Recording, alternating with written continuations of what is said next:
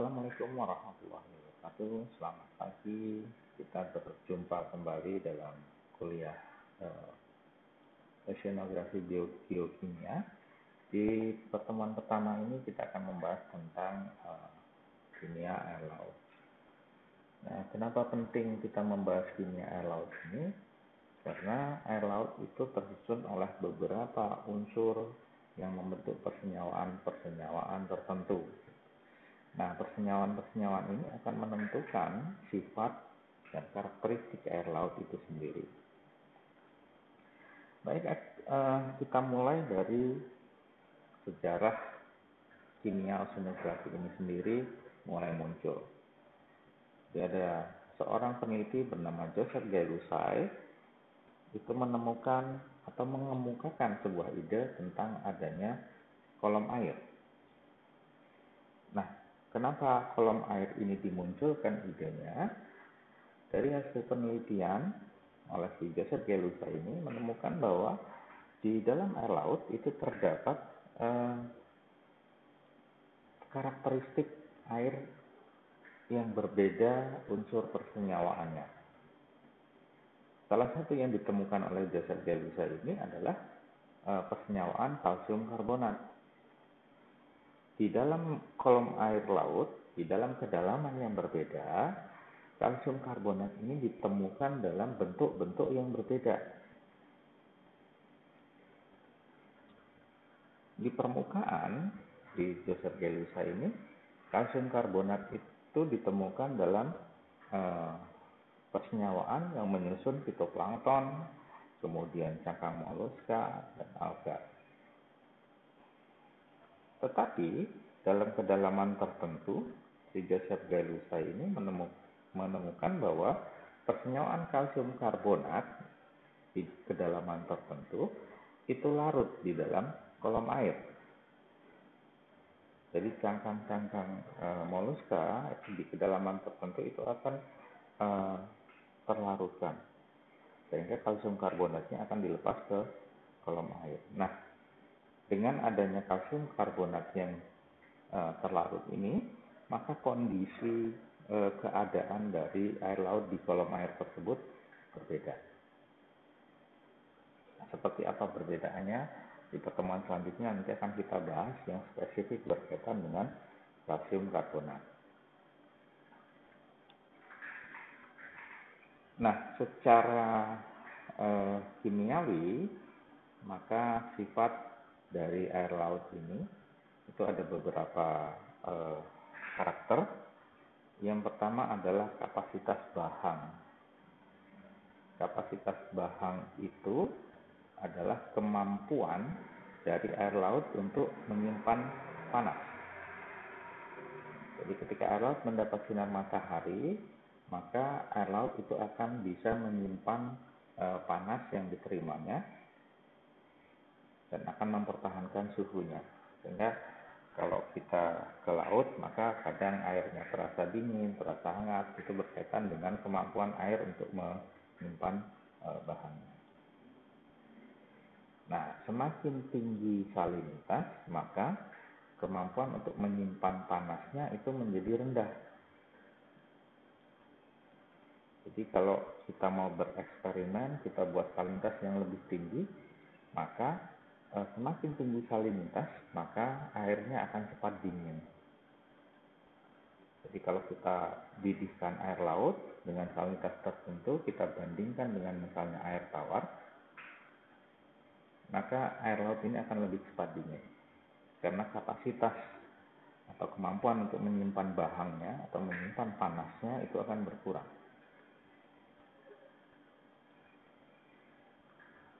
Kemudian evaporasi. Air laut itu lebih lambat menguap dibandingkan dengan air tawar. Kenapa kira-kira? Kenapa air laut itu lebih lama menguapnya?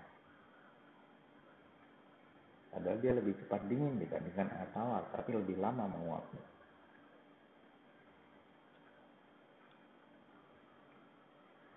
Kemudian massa jenisnya. air murni itu memiliki massa jenis atau berat jenis itu adalah 1000 gram per centimeter kubik. Air laut itu tergantung dari kondisinya. Pada suhu 2 derajat Celcius maka berat jenisnya itu adalah 1028 gram per centimeter kubik. Kemudian titik didihnya, pada salinitas yang tinggi, air laut itu lebih cepat mendidih.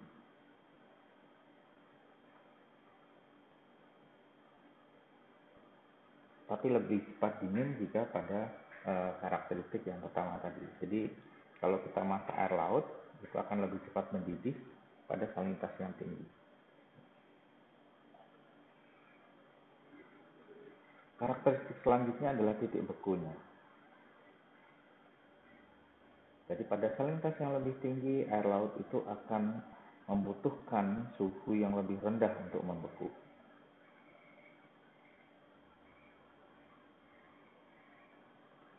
Nah, kenapa ini terjadi? Karena adanya salinitas atau garamnya. Garam ini memiliki karakteristik dia sebagai anti bekunya atau anti freeze-nya sampai pada suhu minus 2 derajat Celcius, atau dengan kata lainnya pada salinitas 35 ppb itu air laut itu baru akan membeku pada suhu minus 2 derajat Celcius.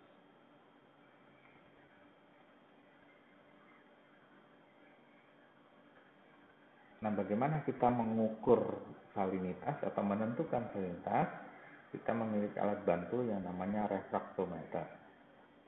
Kemudian yang kedua adalah salinometer.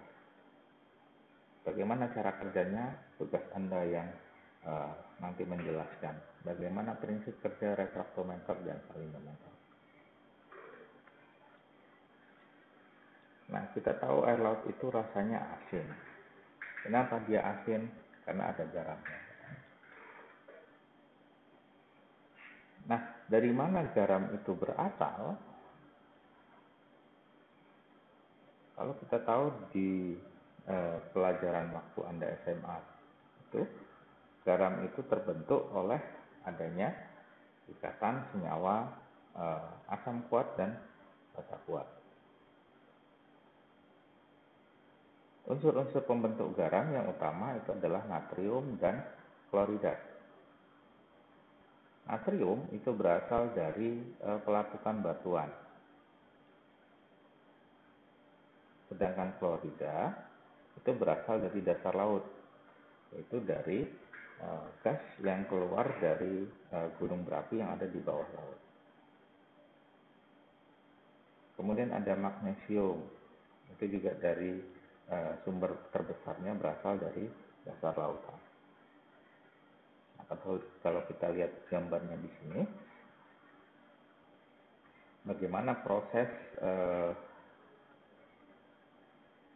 atau senyawa-senyawa itu berasal. Ada klorida, ada sulfat, kemudian ada bikarbonat, ada kalsium dan sebagainya. Jadi yang dari pelapukan batuan dia akan terbawa oleh aliran sungai menuju ke laut. Kalau yang berasal dari gunung berapi, ketika gunung berapi itu mengeluarkan lavanya, maka senyawa-senyawa itu yang berbentuk gas akan terlarut di dalam laut.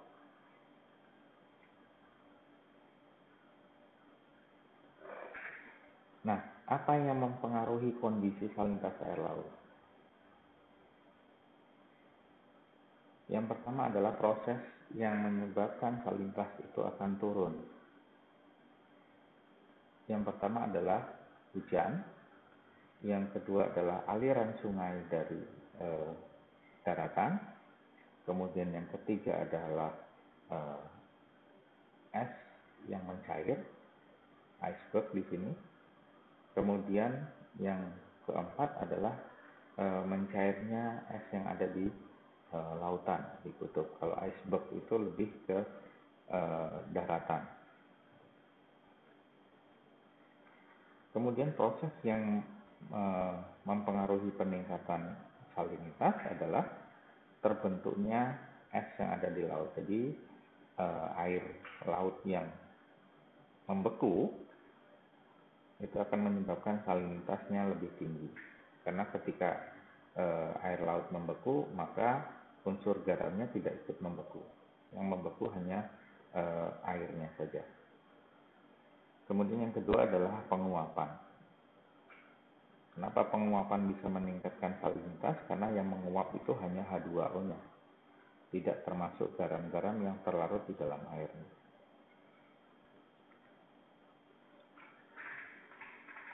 Nah, apa saja komponen utama pembentuk salinitas? Yang paling dominan adalah klorida, ion klorida, kemudian ion natrium. Jadi garam yang utama di laut itu yang kalau kita ketahui namanya adalah NaCl, itu karena dia unsurnya dominan di dalam air laut. Kemudian ada sulfat, ada magnesium, ada kalsium, ada kalium, kemudian ada bikarbonat dan sebagainya. Nah, total dari jumlah ion-ion penyusun yang ada di air laut itu adalah 34,38, atau kalau dibulatkan itu mendekati 35. Jadi mengapa air laut itu salinitas umumnya adalah 35 ppt? Itu karena jumlah unsur-unsurnya, berat jenisnya itu kalau kita jumlahkan adalah 35. Nah, satuan dari salinitas itu adalah ppt. Artinya apa? Kalau kita mengambil air laut sebanyak 1 kg, maka di dalam air yang 1 kg itu akan terdapat 34,38 mg.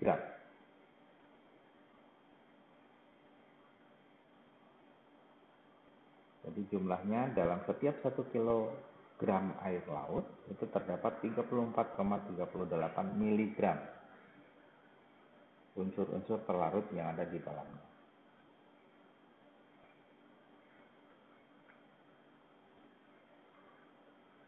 Ini masih sama, ini adalah jumlah-jumlah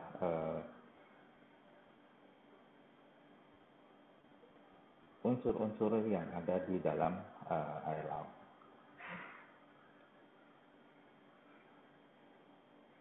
Nah, unsur terbesar yang diketahui itu ada 5 unsur. Walaupun sebenarnya lebih banyak unsur yang terlarut, tapi yang dominan adalah 5, yaitu klorin, kemudian natrium atau sodium, kemudian sulfur, magnesium, kalsium. Ini adalah 5 besar elemen yang ada di air laut. Selebihnya adalah unsur-unsur yang lebih kecil jumlahnya. Nah, unsur yang lebih kecil ini kita kenal sebagai elemen minor dari air laut. Kenapa dia disebut minor? Karena jumlahnya kurang dari 0,1 milimol per kilogram. Ini sangat kecil jumlahnya. Nah, minor elemen itu ada yang disebut sebagai trace elemen. Ada Fe atau besi, kemudian ada silika. Nah, trace elemen ini adalah unsur yang jumlahnya sangat kecil, dibutuhkan makhluk hidup juga dalam jumlah yang sangat sedikit, tapi dia menentukan terhadap kehidupan biologi yang ada di laut. Contohnya besi. Dia dibutuhkan dalam jumlah yang sangat-sangat kecil, tapi besi ini adalah unsur utama pembentuk klorofil dari fitoplankton.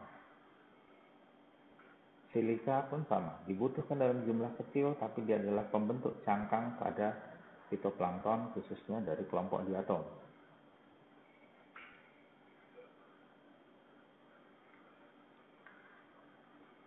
Nah, biasanya trace element itu ada dalam bentuk metabolit sekunder. Metabolit sekunder itu apa sih? Itu adalah senyawa yang dihasilkan dari proses metabolisme yang fungsinya itu biasanya bukan pada fungsi metabolisme itu sendiri. Jadi kalau metabolisme biasanya menghasilkan eh, senyawa yang dibutuhkan, seperti kalau karbohidrat nanti akan dibentuk glukosa, kemudian protein itu akan dibentuk menjadi asam amino di dalam proses metabolisme. Tapi kalau metabolit sekunder itu persenyawaan yang dibentuk tapi dengan fungsi-fungsi yang jarang digunakan. Contohnya adalah racun. Racun yang dibuat oleh makhluk hidup itu adalah hasil dari metabolit sekunder. Jadi ada beberapa organisme, misalnya apakah tanaman ataukah hewan yang bisa membentuk metabolit sekunder ini. Nah, hasil metabolit sekunder ini biasanya dikenal sebagai produk alami laut. Fungsinya bisa bermacam-macam. Ada yang bisa nanti untuk obat, anti kanker dan sebagainya. Ini contohnya adalah corn snail atau seafood corn. Nah, metabolit sekunder dari corn snail ini dia memiliki senyawa yang sifatnya itu sama dengan morfin. Jadi fungsinya itu adalah untuk peredam rasa sakit atau penghilang rasa sakit. Ini sudah dibuat menjadi obat, sudah dipatenkan, mereknya itu adalah Kria. Kandungan utamanya adalah konotoksin. Ini racun. Racun yang dihasilkan oleh Conus magnus ini.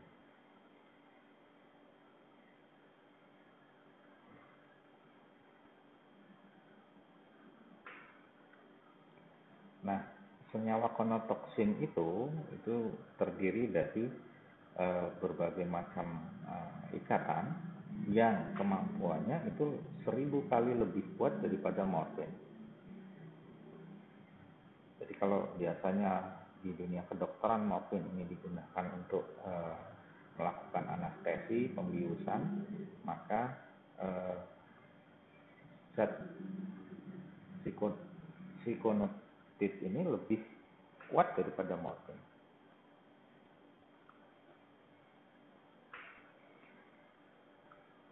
Kemudian unsur-unsur dari persenyawaan air laut tadi ada yang makro, ada yang minor, ada yang trace, itu sangat penting untuk kehidupan.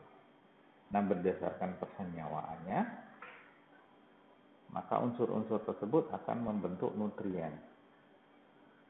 Nah, nutrien ini dikelompokkan dalam 2 kelompok besar. Yang pertama adalah makronutrien. Ini adalah nutrien yang dibutuhkan dalam jumlah yang cukup besar.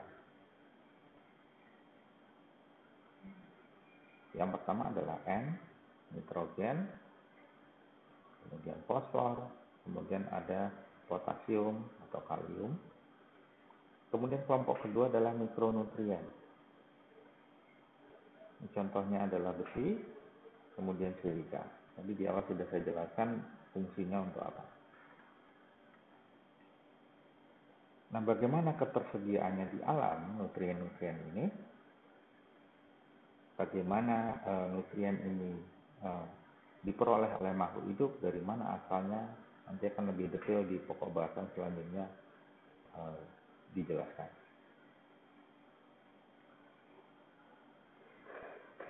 Nah, kenapa ada unsur garam di air laut?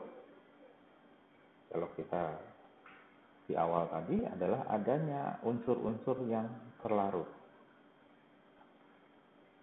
Nah, unsur yang terlarut itu kita kenal dengan istilah unsur terlarut. Bentuknya ada yang dalam bentuk organik, ada yang bentuk anorganik. Nah, bentuk yang organik atau kita kenal sebagai bahan organik terlarut itu ada unsur C, jadi ada karbon terlarut, itu berasal dari proses dekomposisi oleh bakteri. Nah, apa itu bahan organik? Anda bisa menjelaskan atau mencari tahu apa itu bahan organik. Kemudian karbon organik ini juga berasal dari pelapukan organisme yang sudah mati. Kemudian juga bisa berasal dari daratan, dari sisa tanaman dan sebagainya yang mengalami proses pembentukan. Nah, karbon organik ini penting dalam siklus karbon. Nah, karbon ini akan menentukan warna laut itu seperti apa. Apakah warna laut itu merah, kuning, hijau? Nah, itu akan ditentukan oleh keberadaan karbon.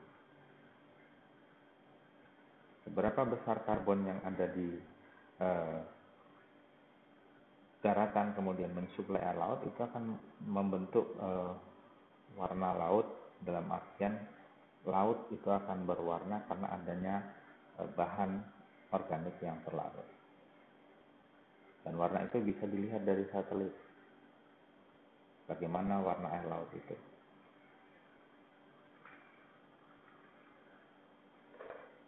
Nah, karbon itu juga penting dalam proses perubahan iklim.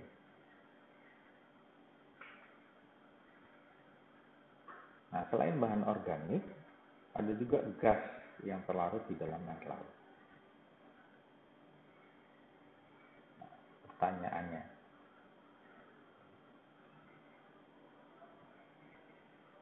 apa zona di mana oksigen terlarut itu berkurang atau bahkan tidak ada oksigen sama sekali?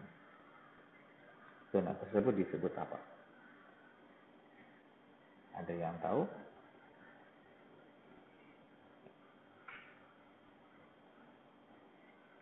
Nah, kalau kita lihat di sini, berdasarkan kedalaman,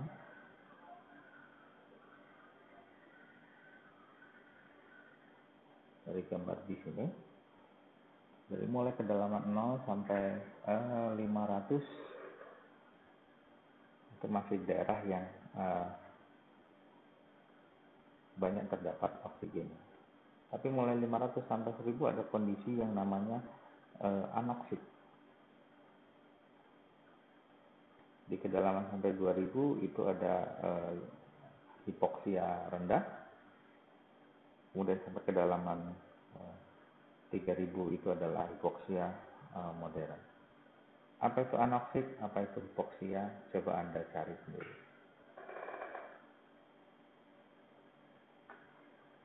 Nah, karakteristik di zona hipoksia ini adalah ketika terjadi penurunan konsentrasi oksigen. Jadi ketika kita kekurangan oksigen, kita akan mengalami hipoksia. Ini sekarang kondisi kalau orang terkena COVID-19. Tidak bisa bernapas, sehingga kandungan konsentrasi O2 di dalam darah itu berkurang. Kondisi itu disebut sebagai hipoksia. Kalau anoksik itu berarti tidak ada O2. Kalau tidak ada O2, mati kita.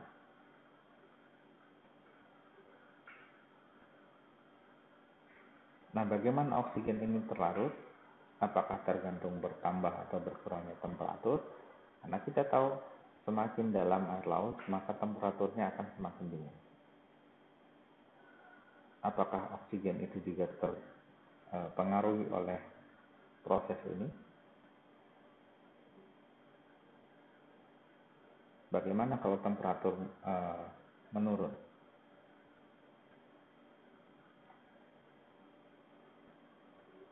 Apakah oksigen terlarutnya itu akan ikut turun?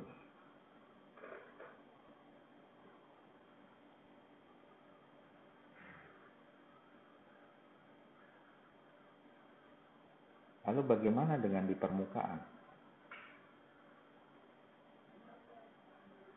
Jadi dari ilustrasi ini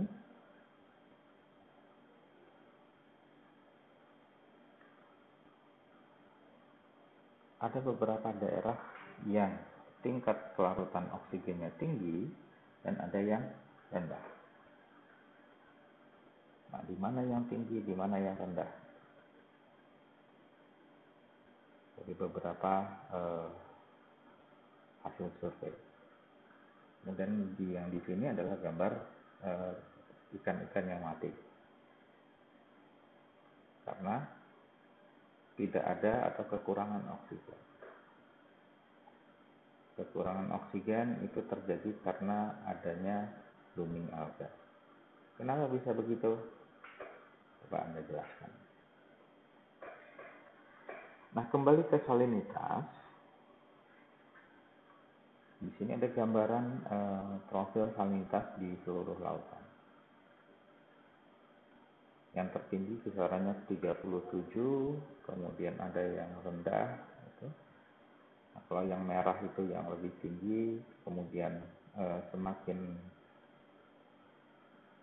turun warnanya itu semakin rendah. Pertanyaannya adalah, kita tahu ini Samudra Atlantik, di sini Samudra Pasifik, di sini Samudra Hindia. Kenapa Atlantik lebih lebih tinggi salinitasnya dibandingkan dengan Pasifik?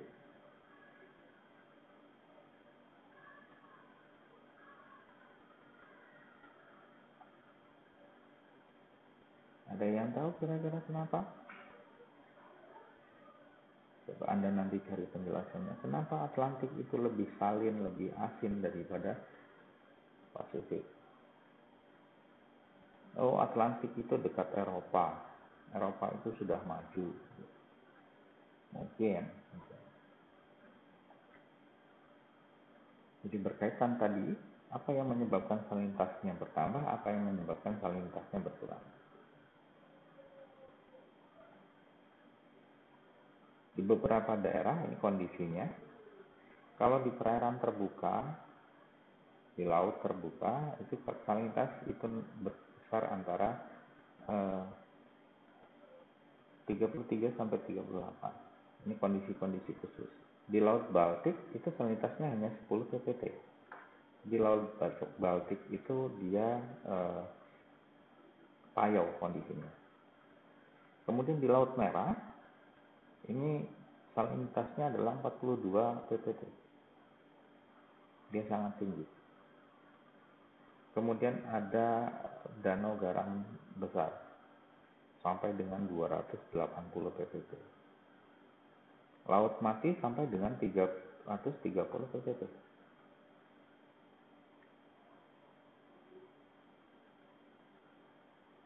Dan ini adalah air tawar, itu biasanya kurang dari 0,8 sampai dengan 0,3.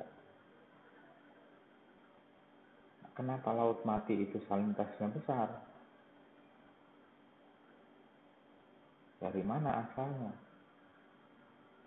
Kan tadi kalau kita bicara konsep salinitas, ada unsur-unsur natrium, klorida, dan sebagainya. Kalau kita jumlahkan itu hanya sekitar 34 ppt. Tapi kenapa di Laut Mati sampai 330? Dari mana asalnya?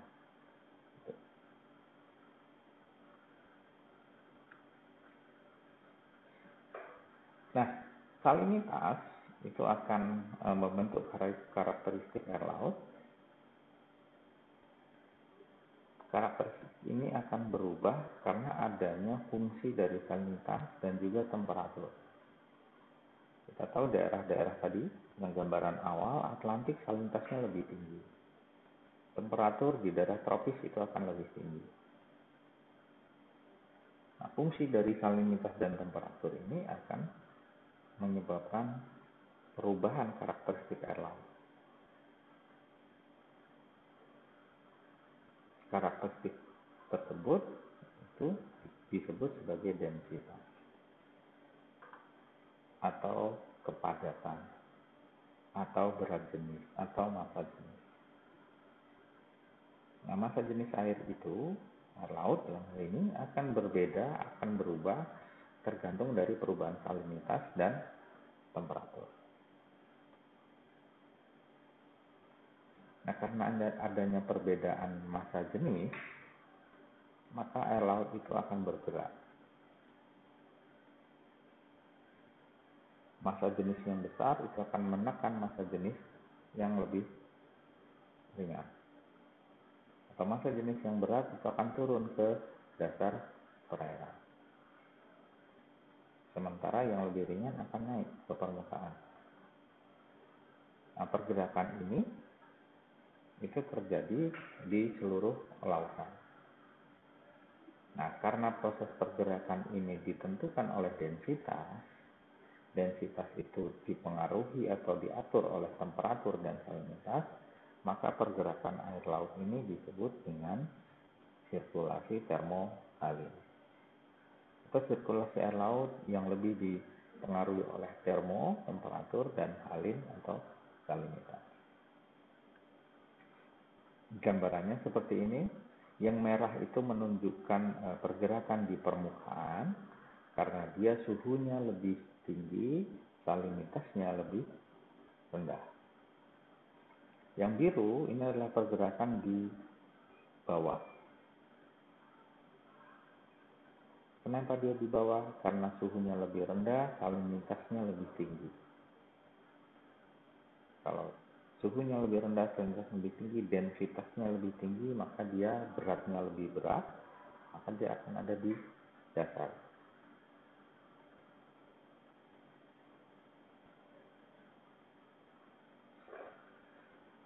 Nah, salinitas itu akan berkurang dengan beberapa proses.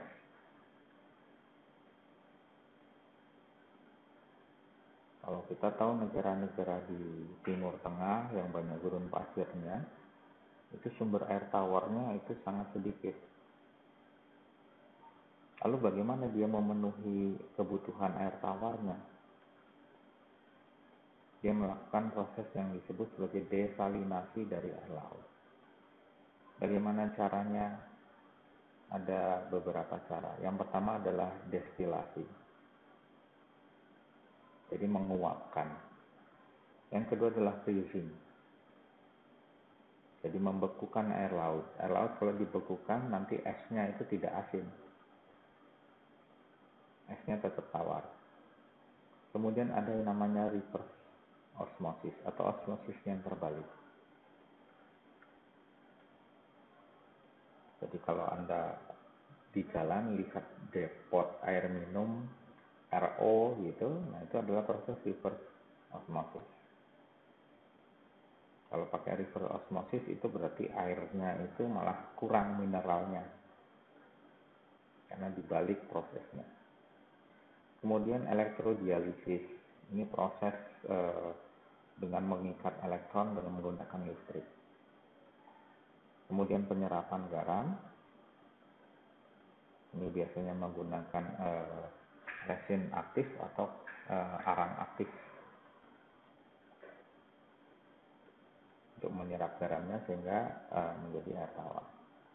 Gambaran umum proses destilasi, air laut diuapkan, kemudian uapnya ini ditangkap, kemudian uapnya ini karena suhu yang rendah dia akan mencair menjadi air tawar.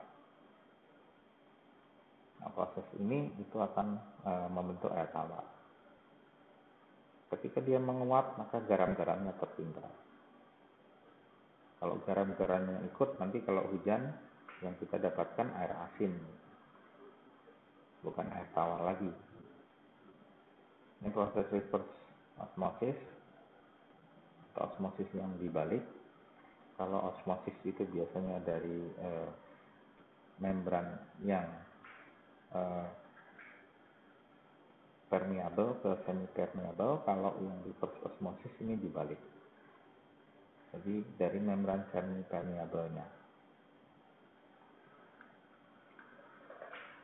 Kemudian selain salinitas di laut itu ada kondisi di mana air laut itu akan ubah komponennya, dan ini akan ditentukan oleh ion tertentu. Dalam hal ini adalah ion hidrogen dan ion hidroksida. Kondisi ini kita kenal dengan istilah pH atau derajat keasaman. Itu akan menunjukkan berapa besarnya kondisi asam atau kondisi basa. Nah, kalau kita tahu salintas komponen utamanya adalah klorida, maka pH air laut itu terbentuk ketika klorida bertemu dengan hidrogen, membentuk asam HCl. Kemudian kalau basa, ini adalah ikatan antara natrium dan hidroksida yang akan membentuk NaOH. Jadi kenapa garam di air laut itu dominan adalah NaCl? Karena dia dari basa NaOH dan asam klorida.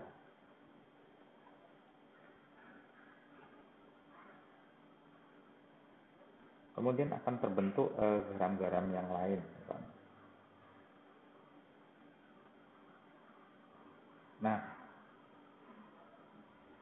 salinitas atau garam tadi terbentuk dari proses neutralisasi antara asam dengan basa. Jadi HCl bertemu NaOH itu akan membentuk hidrogen oksida dan natrium klorida. Ini yang membentuk garam di air laut. Nah, kondisi asam basa itu akan diseimbangkan dengan kondisi air laut yang sifatnya dia adalah buffer. Jadi air laut itu memiliki kemampuan untuk buffer. Apa itu buffer? Adalah fungsi untuk mengembalikan kondisi ke kondisi netral karena ada perubahan pH yang cukup besar. Jadi ketika air laut itu akan mengalami keasaman, maka dengan kemampuan buffernya, pH air laut itu akan kembali ke kondisi netral.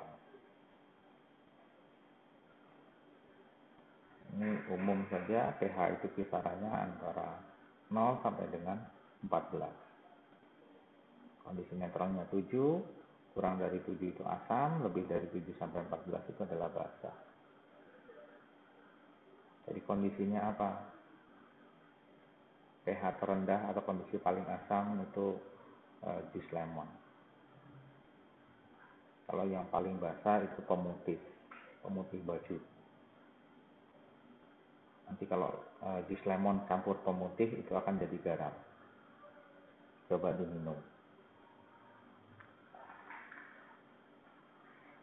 Nah, asam basa itu sangat dipengaruhi oleh siklus karbon. Dalam hal ini adalah karbon dioksida. Jadi kondisi asam dan basa itu sangat dipengaruhi oleh bagaimana bentuk dari karbon yang ada di laut. Karbon dioksida itu sangat tergantung dari dua proses. Yang satu adalah fotosintesis, yang kedua adalah respirasi.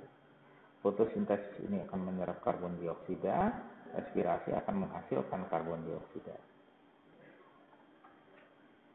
Nah, karbon dioksida di air itu akan membentuk asam karbonat karena karbon dioksida bertemu dengan air atau hidrogen dioksida.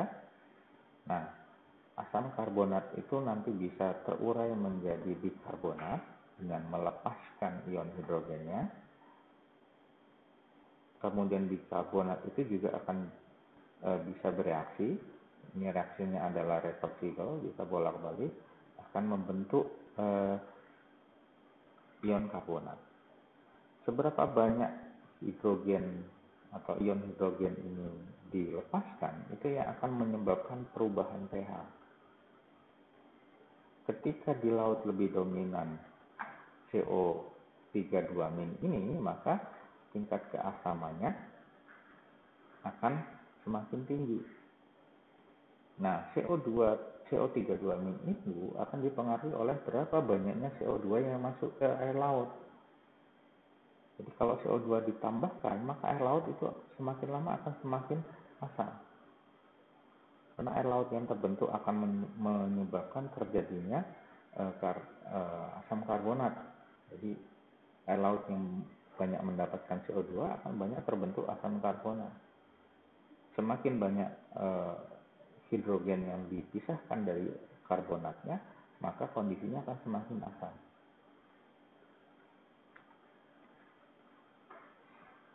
Nah, tetapi air laut itu juga memiliki kemampuan untuk buffer tadi. Bagaimana mempertahankan supaya pH itu tidak terlalu turun, tidak terlalu tinggi. Kalau air laut tidak memiliki ini, maka bisa dikatakan nanti air laut itu bisa menjadi sangat asam atau bisa menjadi sangat basa, karena ada proses tadi fotosintesis dan respirasi. Bagaimana prosesnya? Kalau di air laut itu dominan asam karbonat, H2CO2, maka air laut itu akan memisahkan asam karbonat menjadi bikarbonat. Ini akan membentuk ikatan dengan pelepasan ion hidrogen. Pada kondisi ini pH akan menjadi lebih rendah. Jadi pada kondisi ketika air laut itu basah, maka prosesnya yang terjadi ini. H2CO3 itu akan dirubah menjadi HCO3- plus H2. Nah, ketika kondisi air laut terlalu asam, maka reaksinya akan dibalik. Dari bikarbonat menjadi asam karbonat. Di sini pH-nya akan naik, sehingga yang dari asam akan menjadi basa, menuju ke netral. Nah, prosesnya seperti ini. Ini yang disebutkan oleh Joseph Gay-Lussac tadi. Ada perbedaan jenis karbonat berdasarkan kedalaman. Di permukaan itu CO2, kemudian membentuk asam karbonat, kemudian ion bikarbonat itu lebih dalam.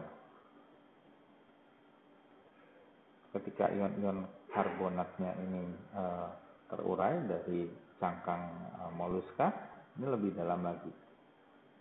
Hidrogennya tetap ada di bawah, tapi karbonatnya akan turun ke kedalaman. Ini kalau kondisinya dari warnanya semakin ke dalam, ini semakin asam. Jadi berdasarkan karbonat yang terbentuk, maka pH-nya akan berubah berdasarkan kolomain. Ini yang ditemukan oleh Joseph Gay-Lussac tadi. Nah, kalau kondisi secara global, air laut itu dia lebih dominan yang pH antara 8 sampai 8, yang asam itu hanya sedikit di sini, yang berwarna biru. Kalau yang merah ini basah. Nah, apa dampak dari ketika air laut itu berubah menjadi asam? Proses asam basa tadi ditentukan oleh kalsium karbonatnya. CO2 yang masuk ke dalam kolom air akan membentuk karbonatnya. Maka yang dipengaruhi adalah semua makhluk hidup yang membutuhkan kalsium karbonat. Ada plankton, ada karang, ada moluska, ada ikan. Ketika air laut itu mengalami proses pengasaman, maka perikanan kita itu akan sangat dipengaruhi. Nah, bagaimana prosesnya? Anda coba bisa search ke sini.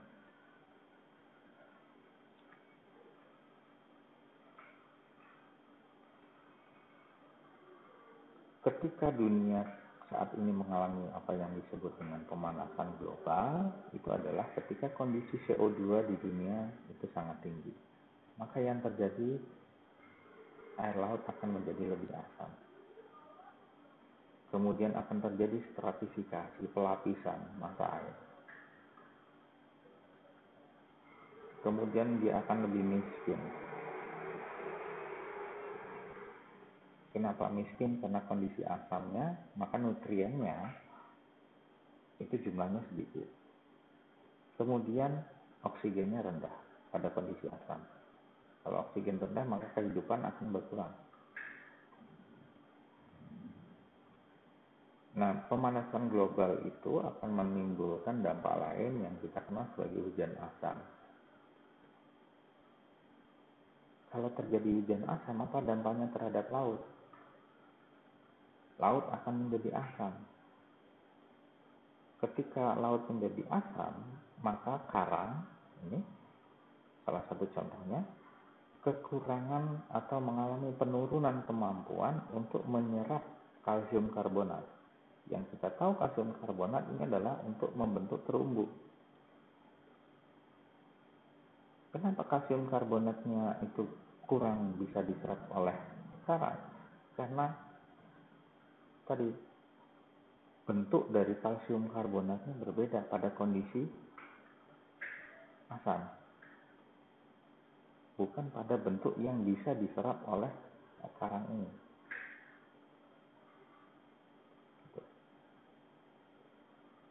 Jadi contohnya begini, kalau kita manusia itu makan nasi, jadi kita menyerap karbohidrat. Nah, kalau belum dimasak, nasi itu namanya beras. Ketika kita mengkonsumsi beras, maka ketika kita makan sepiring beras dengan sepiring nasi itu akan berbeda kemampuan penyerapan karbohidratnya. Jadi sama seperti terumbu karang ini, kalsium karbonatnya ada dalam bentuk yang berbeda walaupun sama-sama mengandung kalsium karbonat.